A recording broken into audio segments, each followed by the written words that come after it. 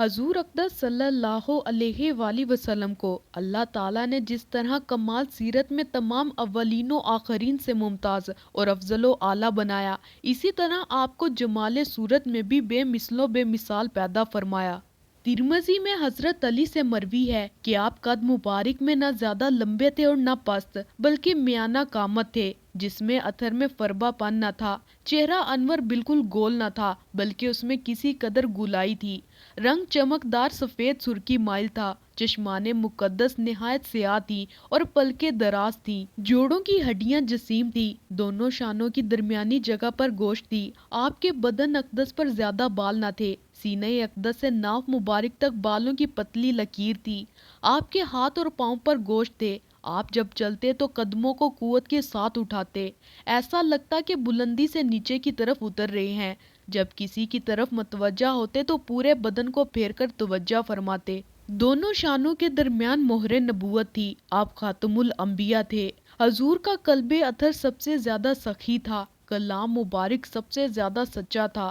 طبیعت سب سے زیادہ نرم تھی۔ نسب شریف سب سے زیادہ اعلیٰ تھا۔ جو شخص آپ کو اچانک دیکھتا تو آپ کی شخصی وجاہت اور غیر معمولی حسن کے باعث مرعوب اور ہیبت زدہ ہو جاتا، اور جو کوئی آپ کی صحبت میں رہتا تو آپ سے بے پناہ محبت کرنے لگتا۔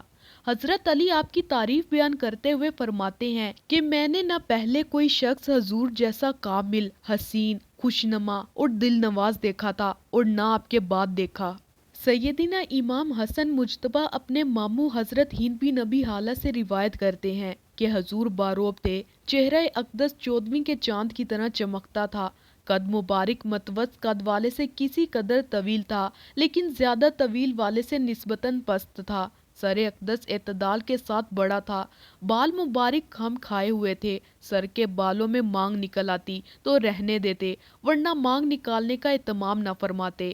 آپ کے بال مبارک کانوں کی لو سے تجاوز نہ کرتے۔ رنگ چمکدار، پیشانی کشادہ، آبرو خمدار، باریک اور گنجان تھے۔ آبرو مبارک ملے ہوئے نہیں تھے۔ دونوں کے درمیان ایک مبارک رگ تھی جو حالت غصے میں ابھر جاتی تھی۔ آنکھ مبارک کی پتلی خوب سیاہ تھی۔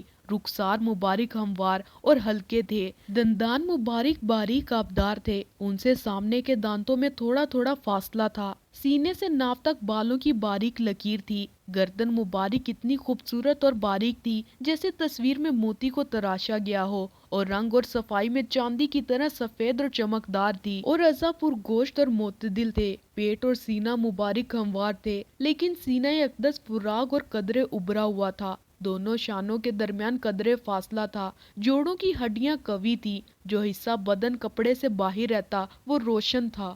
ناف اور سینے کے درمیان ایک لکیر کی طرح بالوں کی دھاری تھی۔ سینہ اقدس اور بطن مبارک بالوں سے خالی تھے، البتہ بازوؤں، کندھوں اور سینہ مبارک کے بلائی حصے پر کچھ بال تھے۔ کلائیاں دراز تھی اور ہتھیلیاں فراغ تھی۔ ہتھیلیاں اور دونوں قدم پرگوشت تھے۔ ہاتھ پاؤں کی انگلیاں تناسب کے ساتھ لمبی تھی۔ آپ کے قدم مبارک ہموار اور ایسے صاف تھے کہ پانی ان سے فوراً ڈھلک جاتا۔ جب آپ چلتے تو چلتے وقت اپنے صحابہ کو آگے کر دیتے، سلام دینے میں خود ابتدا فرماتے۔ آپ کا ہنسنا صرف تبسم ہوتا، اور دندان مبارک ایسے ظاہر ہوتے جیسے بارش کے سفید چمکدار اولے ہوں۔ حضرت حلیمہ سعدیہ مکہ مکرمہ میں پہلی مرتبہ آپ کی بارگاہ اقدس میں حاضری کے تاثرات بیان کرتے ہوئے فرماتی ہیں کہ جب میں حاضر ہوئی تو آپ سوئے ہوئے تھے۔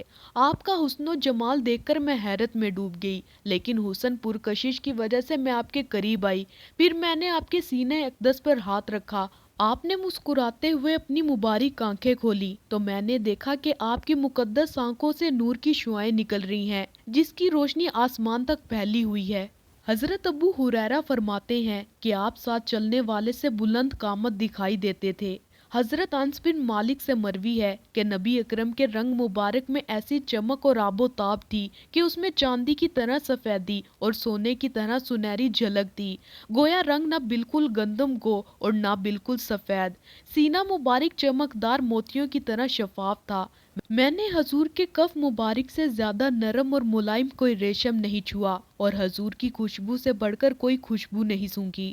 حضرت ابو ہریرہ کا ارشاد گرامی ہے کہ نبی خدا کا رنگ مبارک سفید تھا، اور یوں لگتا تھا کہ آپ چاندی سے بنائے گئے ہوں۔ حضرت جابر بن سمرہ فرماتے ہیں کہ ایک رات چاند پورے جوبن پر تھا اور ادھر حضور بھی تشریف فرماتے۔ اس وقت حضور سرخ دھاری دار چادر میں ملبوس تھے۔ اس رات کبھی میں رسول اللہ کے حسن پر نظر ڈالتا اور کبھی چمکتے ہوئے چاند پر، پس حضور چاند سے کہیں زیادہ حسین لگ رہے تھے۔ حضرت علی المرتضیٰ سے روایت ہے کہ ایک شخص نے حضور کی بارگاہ اقدس میں حاضر ہو کر عرض کیا کہ مجھے اپنی بیٹی کی شادی کرنی ہے اور میں چاہتا ہوں کہ آپ میری معاونت فرمائے۔ آپ نے فرمایا کہ کل میرے پاس آنا اور ایک کھلے منہ والی بوتل اور درخت کی ایک چھوٹی سی لکڑی ہموار لانا۔ حضرت ابو ہریرہ فرماتے ہیں کہ آپ نے اس لکڑی کے ساتھ اپنی کلائیوں سے پسینہ پوچھنا شروع فرما دیا اور بوتل میں جمع فرمانے لگے حتیٰ کہ وہ بھر گئی۔ پھر آپ نے فرمایا اس کو لے جاؤ اور گھر والوں سے کہنا کہ جب خوشبو لگانے کا ارادہ ہو تو اس لکڑی کو بوتل میں ڈبو کر بدن پر لگائیں، ان کے لیے عظیم خوشبو ثابت ہوگی۔ جب اس گھر والے اس خوشبو کو بدن پر لگاتے تو سب اہل مدینہ اس خوشبو کو سونگھنے آتے، بلکہ اس گھر والوں کا نام ہی خوشبو والے لوگ پڑ گیا۔